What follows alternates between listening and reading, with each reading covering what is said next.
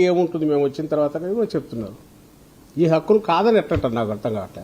Each ఇండివిజువల్కే ప్రజాస్వామ్యంలో హక్కు ఉందన్నప్పుడు 50% ఓట్స్తో పవర్లోకి వచ్చి 5 ఏళ్ళు బ్రహ్మాండమైన పాలన అందించి ప్రియారిటీ సిబిఐని స్పష్టంగా 1, 2, 3, 4 పెట్టి దేశంలోనే అద్భుతమైన ఆదర్శప్రాయమైన పాలన ఇచ్చిన పార్టీకి ఆ పార్టీ నాయకుడు అధ్యక్షుడు జగన్మోహన్ రెడ్డి గారికి ఆయన కాకపోతే ఇంకెవరికి హక్కు ఉంటుంది దీన్ని క్వశ్చన్ చేసేది. ఇప్పుడు మేము అడుగుతున్నది ఏంటంటే జగన్మోహన్ రెడ్డి గారు ఆశిస్తున్నది, మా పార్టీ ఆశిస్తున్నది, ఈ క్వశ్చన్ మీడియా వేయాలి, ప్రతి ఒక్కరు ఆలోచించే ప్రతి ఒక్కరు వేయాలి, ప్రజలు అడగాలి. ఏందా నువ్వు ఎక్కడ పెడతాండవు? చిన్న మామూలు రైతు, వ్యవసాయం చేసే రైతు ఒక 50,000 లక్షలు పెట్టుబడి పెట్టాలంటే ఎట్లొస్తుంది, రిటర్న్ ఏమొస్తుంది, ఎంత వస్తుంది, అప్పు ఎంత మిగులుతుంది, దానికి వడ్డీ ఎట్లా?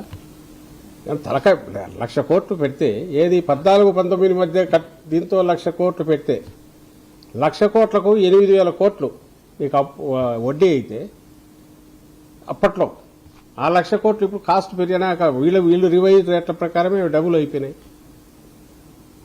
ఇంకా ఎంత వడ్డీ అవుతుంది? ఎన్నేళ్ళు? ఇప్పటికే మన అప్పు వీళ్ళు చేసింది 3.5 లక్షల కోట్లు. ఎవరు? మన చంద్రబాబు నాయుడు వచ్చాక 2 ఏళ్లలో మొత్తం అప్పు 7 లక్షల కోట్లు ఎంతో ఉంది. మరి స్టేట్ ఏం కావాలా? దీని మీద ఇంకో 2 లక్షల కోట్లు పడేస్తే స్టేట్ ఏం కావాలా? అడగొద్దా ఎవరు?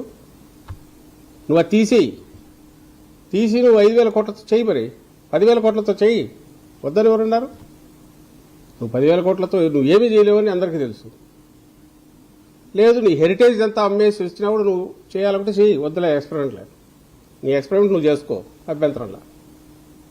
ప్రజల సొమ్ము, రాష్ట్ర సొమ్ము, రాష్ట్ర ప్రజలు కట్టే పన్నులు దేని మీద పడుతున్నావు అనేది కూడా ఏమాత్రం స్పృహ లేకుండా నీ బాధ్యతారాహిత్యంతో, చంద్రబాబు నాయుడు గారి బాధ్యతారాహిత్యంతో చేస్తున్న వీటన్నిటిని క్వశ్చన్ చేసిన వాళ్ళు ఏమో బాధ్యతారాహిత్యం అంట. రియల్ బాధ్యతారాహిత్యంతో స్టేట్ ధర్మకర్తలాగా ఉండాల్సిన వాడు దాన్ని దుర్వినియోగం చేసిన వాడేమో తాను దార్శనికుడిని ప్రొజెక్ట్ చేసుకుంటే ఎట్లా కుదురుతుంది? లేదు, దీనికి వైబిలిటీ ఉందంటే చెప్పమనండి, అవి కదా చెప్పాల్సింది. జగన్మోహన్ రెడ్డి గారు 1, 2, 3, 4 క్వశ్చన్స్కు ఎస్, దీంట్లో ఇది సెల్ఫ్ ఫైనాన్స్. ఎట్లా సెల్ఫ్ ఫైనాన్సా? ఎక్కడి నుంచి వస్తుంది ఫైనాన్స్? పైగా నువ్వు జీఎస్టీ కూడా వెనక్కు రీయింబర్స్ చేస్తుంది. ఇంకా నువ్వు ఆదాయం ఏముంది దీనికి వచ్చేది నీకు? పోనీ నువ్వు కట్టినాక రెంట్కి ఇస్తావు వాటి రెవెన్యూ దేని నుంచి వస్తుంది? గవర్నమెంట్ బిల్డింగులు ఎక్కడన్నా ఇంత గ్లాస్ బిల్డింగులు అవి కడతారా? ప్రాక్టికల్ యూజబుల్గా వర్క్కు తగినట్టు కట్టుకుంటారా?